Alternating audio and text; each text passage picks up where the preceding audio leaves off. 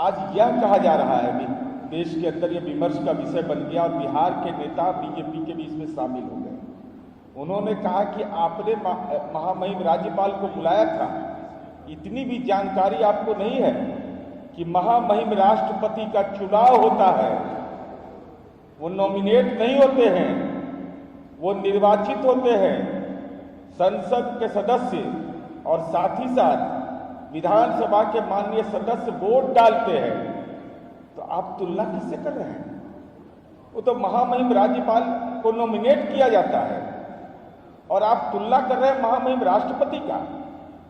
ये सीधे तौर पर भाजपा की जो नौटंकी है, जिसकी चर्चा पहले किया गया कि ये सीधा एक आदिवासी महिला होने के कारण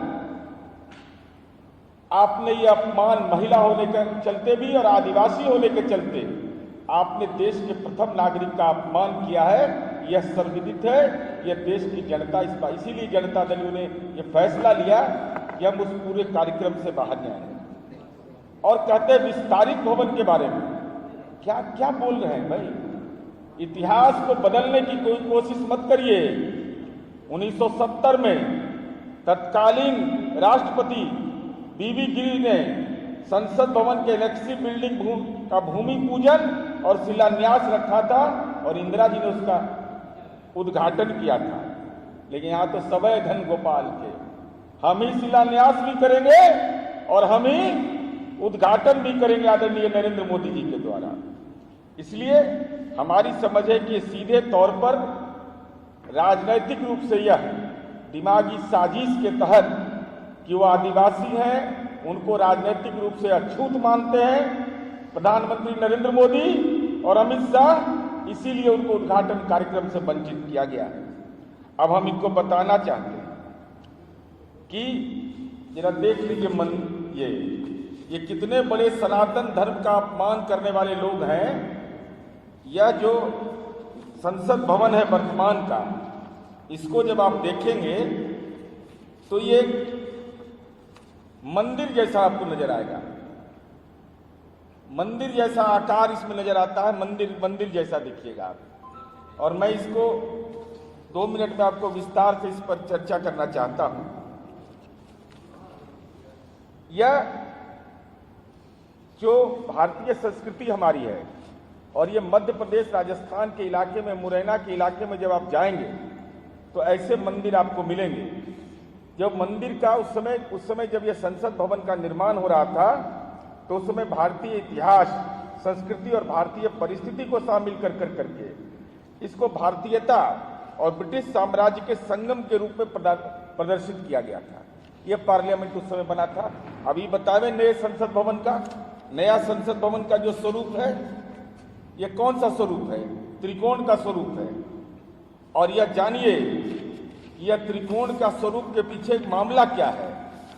उस समय जब यह संसद भवन बनने की बात हुई तो बेकर वो त्रिकोणाकार उन्होंने डिजाइन उस समय दिया था, लेकिन उसको रिजेक्ट कर दिया गया था। कहा गया था कि नहीं, यह भारतीय डिजाइनर को इसमें शामिल करिए, अगर भारतीय वास्तुकला इसमें नहीं रहेगा, भारत की कला संस्कृति नहीं रहेगी, भारतीय सभ्यता नहीं रहेगी, तो यह मंजूर नहीं किया गया था। और उस समय लॉर्ड हैडिंग ने यह सलाह दिया था कि भवन को पूर्वी और पश्चिमी सभ्यता के संगम के रूप में प्रदर्शित करें। भवन पूरी तरह भारतीय जनमानस के अनुरूप बनाया गया था।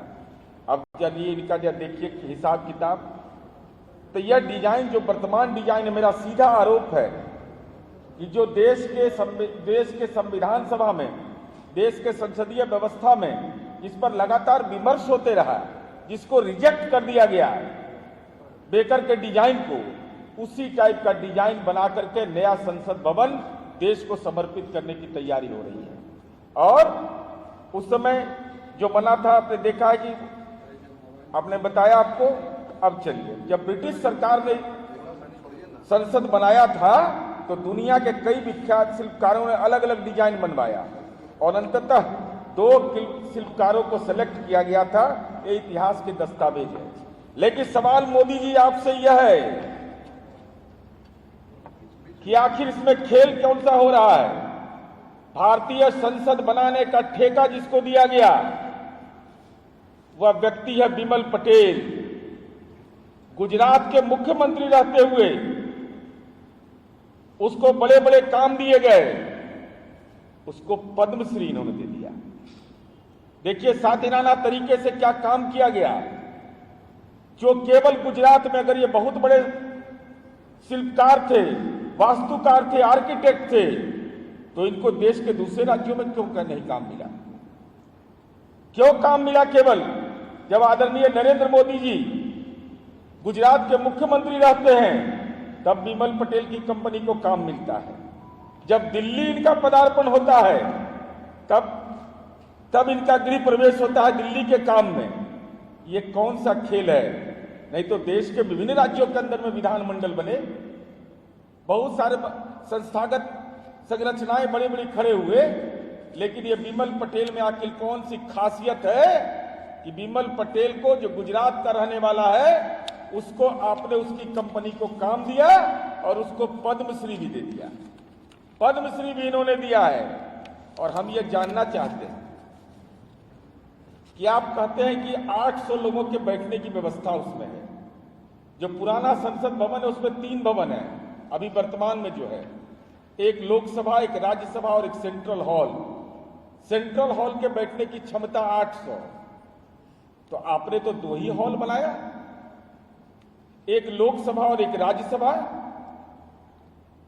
तो जो संसद का जो विशेष सत्र होता है जिसमें महामहिम राष्ट्रपति का अभिभाषण होता है, उस महामहिम के अभिभाषण में ज्वाइंट सेशन होता है, उसके लिए आपकी व्यवस्था क्या है? इस सेंट्रल हॉल को खत्म करने के पीछे आपके मन के अंदर क्या साजिश है, यह देश की जनता जानना चाहती है कि सेंट्रल हॉल क्यों नहीं बनाया गया, आखिर इसके पीछे कारण क्या है। आप यही देखिए, बिहार में जो विस्तारित भवन बना, तो एक विस्तारित हॉल बना जिसमें कि विधानसभा और विधान परिषद के सदस्यों की संख्या उसमें आराम से बैठती है। और ये कहते हैं तो भाई अगर इतनी नीयत आपकी साफ थी तो जनगणना क्यों नहीं करवाया? जनगणना क्यों नहीं हुआ अब तक? पाकिस्तान जैसा देश जनगणना करा लिया, लेकिन आदरणीय नरेंद्र मोदी का 56 इंच का सीना, कोविड की चुनौती, दुनिया में अपने आप का ढिंढोरा पीटते हैं और भारत पे सामाजिक आर्थिक जनगणना आपने नहीं कराया। इसके पीछे सीधा है कि आप परिसीमन का काम नहीं करना चाहते हैं और SC ST को जो मिलने वाली सुविधा है उससे उसको वंचित करने का दिमाग में एक राजनीतिक साजिश है कि SC ST को जो आरक्षण मिलता है लोकसभा और विधानसभा में, उस आरक्षण पर कोई नया उसका विस्तारीकरण नहीं हो उनकी संख्या के अनुरूप। यह आपकी साजिश है जिसके चलते आप जनगणना का काम नहीं करा रहे हैं। और हम इतना ही जानना चाहते हैं कि आपने उस व्यक्ति को काम दे दिया, बिमल पटेल को, उसी को काम मिलता है गुजरात के अंदर पार्लियामेंट के अंदर, और जिसने 300 शिवलिंग तोड़ दिया, भारत मां का मंदिर तोड़ दिया वाराणसी में, वह भी काम उसी कंपनी को मिलता है। तो आखिर राज क्या है, यह आदरणीय नरेंद्र मोदी जी बताइए। इसलिए मेरा सीधा सवाल है, सवाल नंबर 1, जिस बेकर के डिजाइन को ब्रिटिश हुकूमत के समय रिजेक्ट कर दिया गया था, उसी त्रिकोण के आधार पर आपने क्यों सहमति प्रदान किया?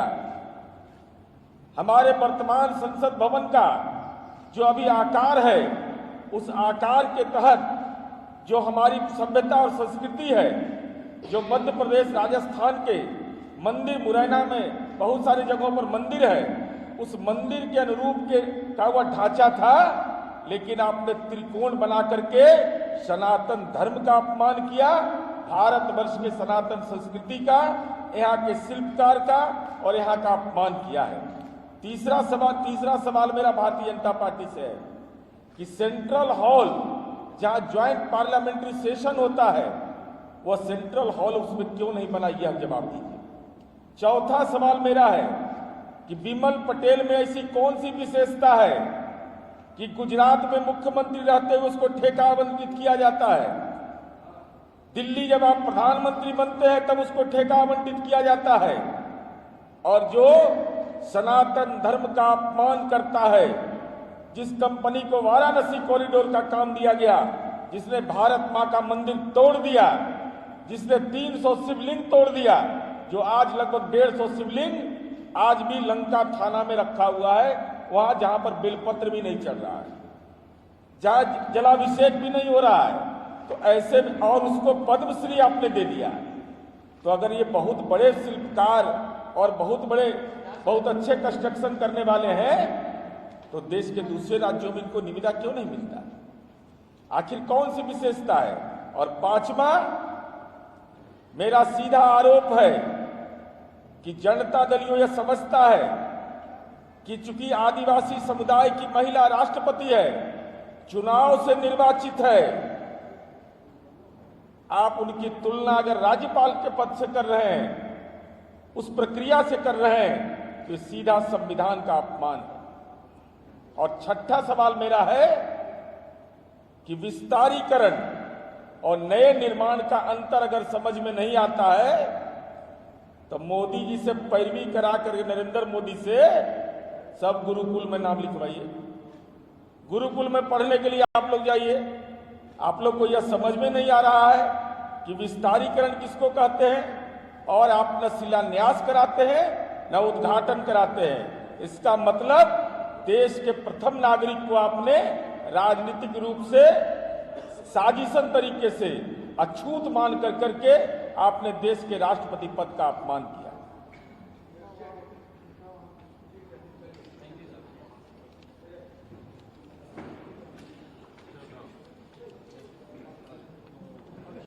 मंडल जाने वाले हैं विधानसभा,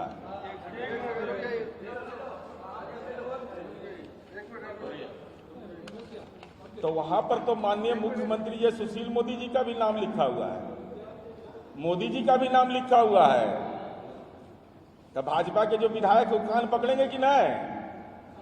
वहां तो कान पकड़ना पड़ेगा आपको कि विस्तारीकरण के उद्घाटन कार्यक्रम में वो थे, और साथ ही साथ हमें ऐसा लगता है कि संसद भवन के उद्घाटन के कार्यक्रम में भारतीय जनता पार्टी के जो नेता हैं बिहार के, भाई वहां तो इन लोग को बुलाया भी नहीं गया। इसका मतलब इन लोग की उपयोगिता नहीं समझी गई, पात्रता नहीं समझी गई, तो ये लोग अपनी राजनीति का दुकान केवल चलाने के लिए ये कार्यक्रम कर रहे हैं। नहीं तो गीता पर हाथ रख के बोलिए कि क्या विस्तारीकरण में सुशील मोदी शामिल थे?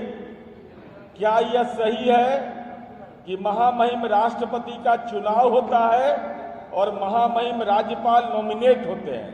तो गीता पर रख के बोलिएगा ना। आई विमल पटेल से क्या प्यार है कि भाजपा को कुछ इसमें आता है बिहार में कि नहीं, कि ऊपर ही ऊपर पी जाते हैं पीने वाले? ये जरा बीजेपी बिहार के नेताओं को स्पष्ट करना चाहिए।